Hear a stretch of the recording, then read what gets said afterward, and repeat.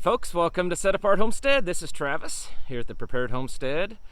And yes, you got to look at some of our broiler chickens that we'll be butchering before too long to put in our freezer.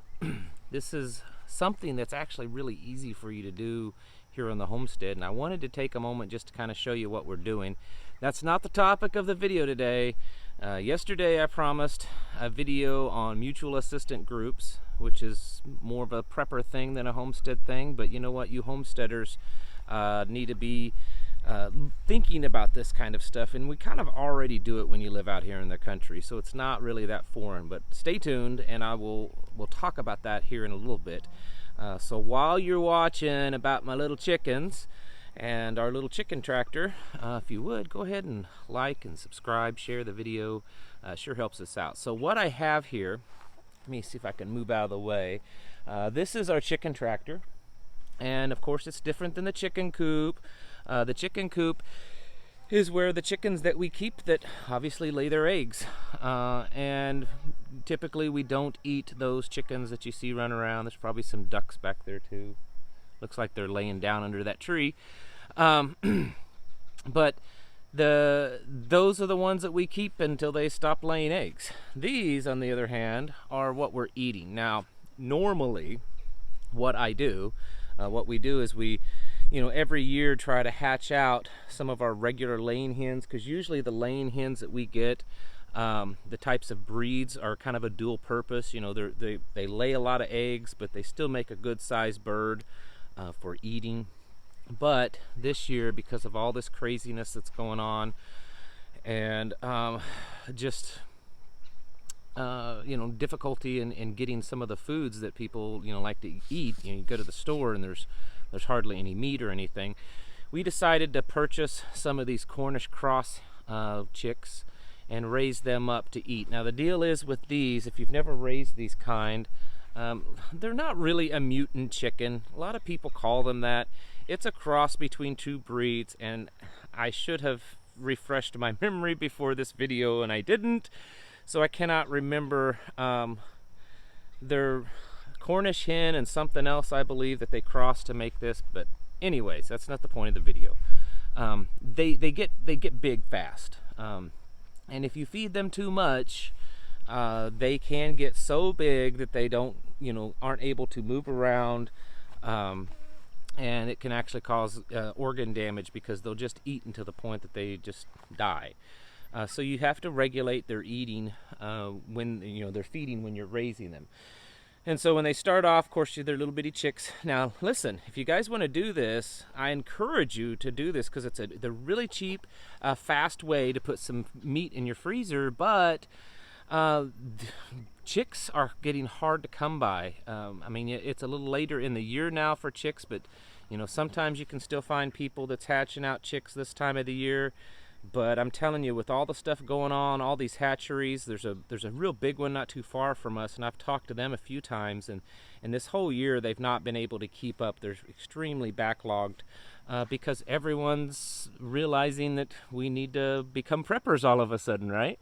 And so everyone started buying up chicks. So anyways, these cost, I think I paid it like $1.85 a piece for these chicks. And there's 24 in here. We ordered 25. One didn't make it, died, pretty much the first day. And then after that, we've done really good. And I will go through probably 3 50-pound bags of feed before they're ready to butcher. So that's not really too bad. And the fact that you're getting really good quality, and the feed we get, there's no medicines, no hormones, no chemicals. It's a good organic feed. When we're done, it's a really good healthy bird, unlike a lot of the stuff that you get in the store. So let's get on to the chicken tractor. So they start off as chicks. When they get a little bit bigger, usually around 4 weeks, because they grow pretty fast, move them out into the chicken tractor. These are pretty simple to build. I'm not sure, I didn't get the best angle on this camera, sorry. It's 8 foot by 6 foot by 2 foot. So I've got about 12 or 13 2x4s in it, and 2 sheets of just the cheap plywood, just whatever's the cheap stuff you can get. And so it's 8 foot long, 6 foot wide. I take the 2 foot that I cut off, and that's the height, see? So that's the way I'm using it all. And then I've got some extra 2x4s across it to give it a little bit of support. And then this is just hardware cloth on this end to kind of close it in. You don't want to use chicken wire. Chicken wire, the only thing that chicken wire does is it helps keep the chickens from moving around, but it absolutely does not protect from any kind of predator. It's too thin, it's too flimsy. So this is hardware cloth. It's a lot stronger, and you know, it's a lot, excuse me, a lot better at keeping out predators. Now, of course, it could still dig underneath it. Raccoons could easily do that. This end down here, this is a door. This whole piece right here is hinged, so it lifts up, and that's where the waters and feeders are at. And then what I do, there's a rope attached to it, and I can drag this around every day or so that each day they're getting fresh grass to eat, and fresh bugs and stuff like that, along with the food that they're eating. So if you do these Cornish cross, or these jumbo Cornish cross, I see them called different things. Basically, about the first 3 weeks of their life, you want to, this is what I do, and this is what I do to keep from them getting so big. I mean, it slows down their growth process, because if you just feed them constantly, you can butcher them in 6 weeks. And if you don't butcher them in 6 weeks, they'll start dying because they've gotten so fat. And I don't really want to do that. I don't want them to me, that's just an unhealthy way to do it, I think. So what I do is for about the first 3.5 weeks, I let them have food at all times. Make sure that they have food at all times. And then after that, I go back to like 12 hours on, 12 hours off. So they have food for 12 hours, and then they don't have food for 12 hours. And of course, they need water at all times. Any chicken does. So normally, they would be ready to butcher in 6 weeks if you just fed them constantly. These things will be ready to butcher in probably 8, maybe 9 weeks. And I'm okay with that. You know, they're healthier, they're able to move around, and they're not just laying and just eating until they die. So anyways, that's my way of doing it. You know, it's how we do it here. If you don't agree with that, that's fine. The way I'm doing it isn't wrong. It's worked many times in the past. So I just wanted to show you how you can very easily and with very little money put a lot of chicken in your freezer. And so we've got the 25 here, 24, and I'm getting another 24 to 25, sorry, getting another 25 here in a couple of weeks. So by the time those are ready to come out here, these will already be in the freezer. I kind of timed that way. And that way we'll have at least 50 additional birds in the freezer on top of what we would normally cull out of our, you know, laying herd or laying flock herd, brother. And you know, you usually cull the older ones, or if you have too many roosters that hatch out, that sort of thing. But I wanted to kind of bulk up on some extra meat just because the prices are going skyrocketing. So, and I figured this would be the cheapest and easiest way to come up with some fast meat. All right, that's my homesteading segment of the video. Now on to the prepping segment. The prepping segment is mags, not the kind of mags that you put in your pistol or your rifle, called a mutual assistance group. Most of you probably know what I'm talking about, so I'm not going to spend a lot of time explaining it. If you don't know, look it up. It's kind of a prepper term of just kind of like a neighborhood watch, you know, with some teeth to it. People in your area that you know and that you trust, and you work together on prepping, but you also work together on keeping each other safe. It's not really a militia, and what I define the difference between it is a militia. The idea of a militia is a group of people that not only protects the area that they live in, but they could go off and protect and fight in other areas. And I'm not talking so much about modern militias, although, you know, they should fall under this, but they don't always. But in the olden days of old, you know, this county that I live in might have a militia, and they get called up by the state or requested, and then that militia goes off and they fight with other militias. You know, that's what that would be. a MAG is kind of different. A MAG is just your local neighbors or people close by that band together to protect what's yours, to protect and to survive together, to work together, to create a network of people that you know and trust that share similar lifestyles and beliefs, that you can kind of be there for each other. That's what a MAG is.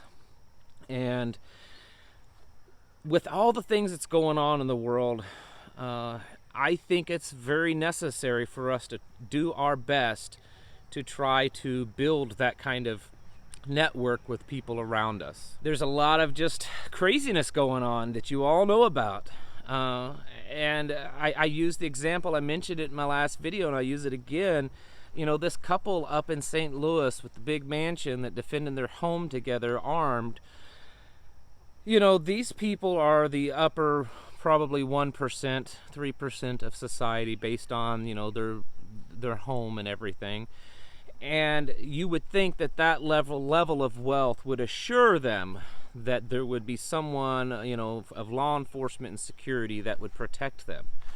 And when it came down to it, where there very potential, you know, chance of this mob harming them in some way, that aid, that protection of law enforcement and security, because there was a private security firm that was supposed to protect that neighborhood, plus the city police department, neither of them were there.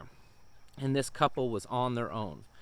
And while many of you, like myself, would say, hey, you know, I'll stand my ground on my home, my property, and protect it, there were 200 to 300 people in that mob that came through that man and woman's property. And if they truly wanted at that moment to rush that couple, it doesn't matter how many arms they had, how many bullets they had, how much training they had, no two people can withstand 200 to 300 people rushing them. And so, you know, take for instance out here in the country, you know, I'm totally willing and to protect myself and my family here. But if a group of that size, or even just a large group, if they really start going around and doing more in the rural and suburban areas, you know, they have us at a disadvantage because there's a lot more of them. I'm not saying that it's going to happen, but that is what they're threatening to do. And since they're threatening to do that, it would be foolish of us to discount those threats. I don't think that any one of them individually are a very big threat. There's been too much proof of that there's not a lot of fight in them when they're by themselves. But when there's a lot of them, it could be a big fight. And it's not just these mobs of these Marxist communists that are going through these cities. There are many other reasons to build these mutual assistance groups. I'm only using all the rioting as a current example of why we should do this. But there's many other reasons that I could go on and on about that seems to be pretty obvious to have this mutual assistance with your neighbors. This is something that out here in the country people kind of do instinctively anyways, and especially was done back in the days of old where you knew your neighbors and you knew that there was kind of an understanding. But MAGs kind of take it to a different level. It's not just a, you know, unspoken understanding that your neighbor would help you out. It's a spoken one. It's one that you meet together. You know, several of you people, your neighbors, kind of, you know, maybe have a little cookout and talk about it. And then maybe you could set up times where you do some training, or you go over plans of, you know, if you all live on the same street, you know, do we try to barricade the street? Or if, you know, if it's a natural disaster, where to go to, or if it's some other type of attack or collapse of some sort, what are our plans? It doesn't mean that you have to let them know everything about yourself and all the things that you have, because I know as preppers we don't like to tell anyone, which is a good thing. But I think it's a really good idea to reach out to people in your area to try to build these networks and these mutual assistance groups. Because the big disadvantage that we have against the things that we're seeing happen right now, or even the potential for worse, of foreign invasion, or from other or from just these Marxist communists becoming bigger, more powerful, and more emboldened, is that we are spread out, and they know that if they get us one or two at a time, they can take us, and we have to be able to pull together as a team, as a group. And that is something that I feel is very important for us. So I want to encourage everyone, if you're unfamiliar or if you've never done it or anything, to kind of look into mutual assistance groups. If there's none in your area, start one. And I know everyone's always asking, well, how do I find out? Okay, there's a lot of different ways, and none of them are the only way. There's Facebook. Search for Facebook. If you find nothing of specifically groups, look for prepping groups in your area or your state or your part of the state. Join them and just start asking. Craigslist sometimes, but Craigslist, I don't know if it's still a viable networking option. And then just, doing Google searches for prepping groups and stuff in your area. And if in the end you can't find anything, print up some flyers. Maybe figure out a local park or a place that is kind of neutral that you can meet, and go around and maybe put up some flyers. And for instance, around here, and again, we live way out, just up the, even though we're out in the sticks, just up the road, there's a little mom and pop hardware store, just out in the middle of nowhere, no town around or anything, very old fashioned, and they have a community bulletin board. So you could go up there and you could put a little flyer up there with some little bit of information on what you're doing, and a phone number or an email address, and maybe a location for a meeting. Just go door to door. Just go up and meet your neighbors and talk to them and kind of get a feel for them. When we first moved here, we weren't here but about a week, and the nearest neighbor up the road stopped by and talked to him, and it wasn't 10 minutes into the conversation, and basically we both realized that we were both preppers. And then, of course, the conversation just kept going from there, and we share a lot of the same ideas and beliefs. So right there was a connection. And do that sort of thing, and start reaching out and start building that connection, and everyone has something to contribute. I know some of these mutual assistance groups, these MAGs, are very particular about who they invite. They have to have something to contribute, and I don't fully agree with that. As long as you are willing to contribute, as you're willing to work, to be part of it, to make it a good group, then to me that is worth it. A lot of guys, well, we're only taking doctors, or we're only taking ex-Green Berets, or silly stuff like that, and I'm not about that. Now, how far do you go? Ideally, you want to keep people within a 5 to 10 mile radius, I think. That way, if something happens, it doesn't take them that long to get there. If people live 2 hours away and something happens, well, obviously that's too far really to come to in an emergency to help in aid. But there's more to this, and we can go on in other videos, or you can look it up, of how to build communication with them and do training and that sort of thing. But I'm telling you folks, with all this stuff that's going on, I really think everyone needs to start building some real connections with your neighbors and start talking about it, what's going on, and what ifs, like what do we do if they start coming here? Because if this doesn't stop, sooner or later they're probably coming to your area too. All right, folks, that's about all the time I have today. Again, chicken tractor, easy to raise chickens, go in your freezer, lots of food, pretty simple, and build networks with your neighbors and the people in your community for your own protection. Because if this thing continues to get worse, you cannot depend on local law enforcement or anything like that really to protect you, because it's just there's not enough of them, and many of them are just standing down too often. So all right, folks, thank you all for watching, and I'll catch you in the next video.